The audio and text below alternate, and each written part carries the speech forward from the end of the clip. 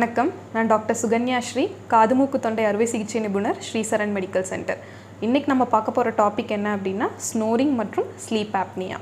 So snoring அப்படிங்கிறது என்னன்னு நமக்கு எல்லாருக்கும் தெரியும், குரட்டை அப்படிங்கிறது. ஸோ இந்த ஸ்லீப் ஆப்னியா அப்படிங்கிறத பற்றி தான் இன்றைக்கி நம்ம தெளிவாக பார்க்க போகிறோம். ஆப்னியா அப்படிங்கிறது நம்ம மூச்சு விடுறது அட்லீஸ்ட் ஒரு 10 செகண்ட்ஸ் தடைப்படுது அப்படின்னா அது பேர் தான் ஆப்னியா அப்படிங்கிறது. ஓகே, இந்த அப்ஸ்ட்ரக்டிவ் ஸ்லீப் ஆப்னியா அப்படிங்கிறது நம்ம தொண்டையில் ஏதாவது ஒரு சத வளர்ச்சி இருக்கலாம், டான்சில்ஸ் இருக்கலாம், அடினாய்ட்ஸ் இருக்கலாம், அண்ட் இந்த மாதிரி தைராய்டு பேஷண்ட்ஸ் இருக்கலாம், பிபி சுகர் இருக்கவங்க, இவங்களுக்குலாம் என்ன ஆகும் அப்படின்னா இந்த தொண்டையில் இருக்க மசில்ஸ் ரொம்ப ரிலாக்ஸ்டாக இருக்கும். ஸோ நம்ம நார்மலாக ப்ரீத் பண்ணுறப்போ தூக்கத்தில் மூச்சு உள்ளே இழுக்கிறப்போ அந்த சுவாச குழாய் அப்படியே கொலாப்ஸ் ஆகும், அந்த மசில்ஸ் ரிலாக்ஸ்டாக இருக்கிறதுனால. இப்படி டோட்டலாக கொலாப்ஸ் ஆகிறதுனால ஆக்சிஜன் உள்ளே போகிறது தடைப்படுது. ஸோ அப்போது அந்த ஆப்னியாங்கிற ஸ்டேட் க்ரியேட் ஆகுது. ஸோ இந்த ஆப்னியா என்ன பண்ணுவாங்க, பேஷண்ட் மூச்சு விடுறதுக்காக திடீர்னு ஒரு முழிச்சு எழுந்து ஒரு அவேக்கனிங் இருக்கும், எந்திரிச்சு ஒரு ஸ்ட்ராங்காக ஒரு பெரிய ப்ரீத்திங் எடுப்பாங்க. இதுதான் இந்த அப்ஸ்ட்ரக்டிவ் ஸ்லீப் ஆப்னியாவில் நடக்கிறது.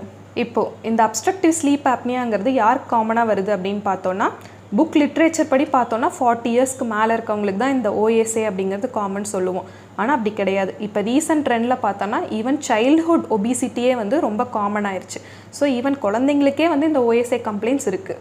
அண்ட் சிம்டம்ஸ் என்னென்னலாம் இந்த பேஷண்ட்ஸ்க்கு வரும் அப்படின்னு பார்த்தோம்னா, நம்பர் 1 ஸ்னோரிங். ஃபஸ்ட்டு தூங்க ஆரம்பிப்பாங்க. பட் அவங்க ஸ்லீப் எப்படி இருக்கும் அப்படின்னா ரொம்ப ஃப்ராக்மெண்டட் ஸ்லீப், விட்டு விட்டு விட்டு தூங்குவாங்க. அண்ட் நைட்டில் வாயில் கொரட்டை விட்டு அண்டு த்ரோட் ட்ரைனஸ் அதிகமாக இருக்கும். அண்ட் இந்த மாதிரி நைட்டில் ஃப்ராக்மெண்டட் ஸ்லீப் இருக்கிறதுனால டே டைமில் ஒரு மாதிரி ஸ்லீப்பினஸ் அதிகமாக இருந்துக்கிட்டே இருக்கும். அதனால ஈஸியாக டயர்டாயிருவாங்க, ஒரு ஃபெட்டிகபிலிட்டி இருக்கும். இதனாலேயே அவங்களுக்கு மெமரி ப்ராப்ளம்ஸ் இருக்கலாம், கான்சன்ட்ரேஷன் ப்ராப்ளம்ஸ் இதெல்லாமே வர வாய்ப்பு இருக்குது. அண்ட் ஸோ இந்த ஓஎஸ்ஏவை எப்படி நம்ம டயக்னோஸ் பண்ணுவோம் அப்படின்னு பார்த்தோம் அப்படின்னா, இதுக்குன்னு தனியாக ஸ்லீப் ஸ்டடி அப்படின்னு இருக்குது. அது பேர் பாலிசோம்னோகிராஃபி அப்படின்னு சொல்லுவோம். ஸோ இந்த பாலிசோம்னோகிராஃபி அப்படிங்கிறது டிபெண்ட்ஸ் ஆன் பேஷண்ட் சிவியாரிட்டி பொறுத்து வீட்லேயும் பண்ணலாம், இல்லை தனியாக லேப்லேயும் கூட பண்ணலாம். ஸோ இதில் என்ன பார்ப்போம் அப்படின்னா, பேஷண்ட் தூங்குறப்போ அவங்களோட ஹார்ட் ரேட் எப்படி வேரி ஆகுது, அப்புறம் அவங்களோட oxygen level, carbon di oxide level இதெல்லாம் எப்படி இருக்குது அப்படிங்கிறது டெஸ்ட் பண்ணுவோம். இன்னும் ஒரு சில டெஸ்ட்டும் சேர்த்து இருக்கும் அதில். அண்ட் இந்த டெஸ்ட் ரிசல்ட் வச்சு நம்ம அந்த பேஷண்ட்ஸை மைல்டு, மாடரேட், சிவியர் அப்படின்னு 3ஆக பிரிப்போம். அண்ட் அதுக்கேற்ற மாதிரி அந்த பேஷண்ட்டுக்கு ட்ரீட்மெண்ட் பண்ணுவோம்.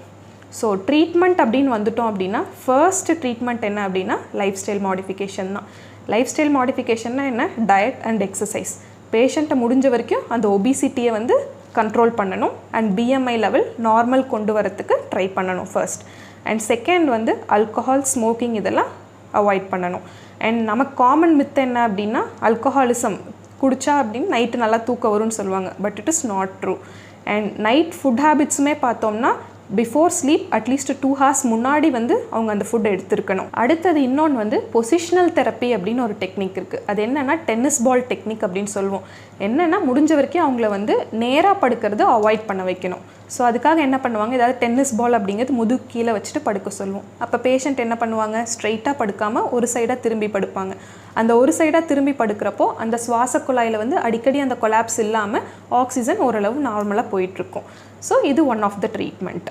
அதுக்கு அடுத்த லெவல் ட்ரீட்மெண்ட் போகணும் அப்படின்னா ஒரு சில மெஷின்ஸ் இருக்குது, லைக் சிபேப், பைபேப் அப்படின்லாம் சொல்லுவோம். சிபேப் அப்படிங்கிறது என்னென்னா கண்டினியூஸ் பாசிட்டிவ் ஏர்வே ப்ரெஷர் அப்படின்னு. இதில் என்ன அப்படின்னா ஒரு ஃபேஸ் மாஸ்க் இருக்கும், கூட ஒரு மெஷின் கூட கனெக்ட் ஆகிருக்கும். அந்த மெஷின்லேருந்து என்னென்னா அடிக்குவேட்டாக அப்பப்போ ஒரு ப்ரெஷர் வந்துக்கிட்டே இருக்கும். ஸோ தட் நம்ம சுவாச குழாய் கொலாப்ஸ் ஆகிறது இல்லாமல் ஆக்சிஜன் அடிக்குவேட்டாக உள்ளே போயிட்டுருக்கும். இந்த மாதிரி ஆக்சிஜன் அடிக்குவேட்டாக உள்ளே போகுது அப்படின்னா பேஷண்ட்டுக்கு நான் முதல்லே சொன்ன அந்த ஆப்னியா அப்படிங்கிறது வராது. ஸோ இந்த சிபேப், பைபேப் மிஷின்ஸ் விட்டோம், இதுலேயும் பேஷண்ட்டுக்கு ஒழுங்காக செட்டில் ஆகலை அப்படின்னா அடுத்தது போகிறது நமக்கு சர்ஜிக்கல் ட்ரீட்மெண்ட் தான். இப்போ மூக்கு தண்டுவட வளைவுனால இந்த அப்ஸ்ட்ரக்ஷன் இருக்குது அப்படின்னா அதுக்கு சர்ஜரி பண்ணலாம். டான்சில்ஸ், அடினாய்ட்ஸ் அதுக்கேற்ற மாதிரி பேஷண்ட்டுக்கு சர்ஜரி பண்ணுற மாதிரி இருக்கும். அண்ட் ஸோ இந்த ஓஎஸ்ஏ ப்ராப்ளம் கவனிக்காமல் விட்டால் என்ன காம்ப்ளிகேஷன்ஸ்லாம் வரலாம் அப்படின்னு பார்த்தோன்னா, மெடிக்கல் ரிலேட்டடாக பார்த்தோம்னா இந்த மாதிரி பேஷண்ட்ஸ்க்கு அந்த ஆக்சிஜன் ஒழுங்காக சர்க்குலேஷன் எல்லாம் ரீச் ஆகாததுனால பிபி, சுகர், ஒரு ரீனல் ஃபெயிலியர் இந்த மாதிரி ப்ராப்ளம்ஸ் எல்லாமே வரலாம். அண்ட் ஈவன் ஸ்ட்ரோக், அரித்மியாஸ் இதெல்லாமும் வரும். அண்ட் மற்ற ப்ராப்ளம்ஸ் என்ன வரலாம் அப்படின்னா, அண்ட் பேஷண்ட்டுக்கு இந்த மூட் சேஞ்சஸ், அலர்ட்னஸ் கம்மியாகிறது, கான்சன்ட்ரேஷன் கம்மியாகிறது, இதனாலேயே ஒரு பேஷண்ட் டிப்ரெஷன் அந்த மாதிரி சைக்கலாஜிக்கல் ப்ராப்ளம்ஸ் வரவும் வாய்ப்பு இருக்குது. அண்ட் சம் சோஷியல் ப்ராப்ளம்ஸும் இருக்குது. And mainly road traffic accidents, நைட்டில் ஒழுங்காக தூங்காததுனால டே டைம் அந்த ஸ்லீப்பினஸ்னாலேயே வந்து நிறைய ஆர்டிஎஸ் வந்து இருக்குது. ஸோ இந்த ஸ்னோரிங் அண்ட் ஸ்லீப் ஆப்னியா பற்றி ஒரு அவேர்னஸ் கண்டிப்பாக எல்லாருக்குமே தேவை. அண்ட் முன்னாடி அதை டயக்னோஸ் பண்ணி அடிக்குவேட் ட்ரீட்மெண்ட் எடுத்தோம் அப்படின்னா நிறைய இந்த lifetime complications like BP, sugar வந்து நம்ம அவாய்ட் பண்ணலாம். தேங்க்யூ.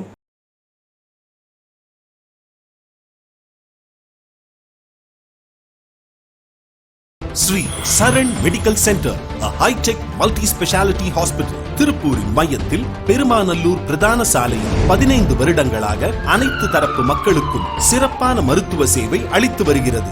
NABH தரச் சான்றிதழுடன் அதிநவீன மகளிர் மகப்பேறு சிகிச்சை பிரிவு.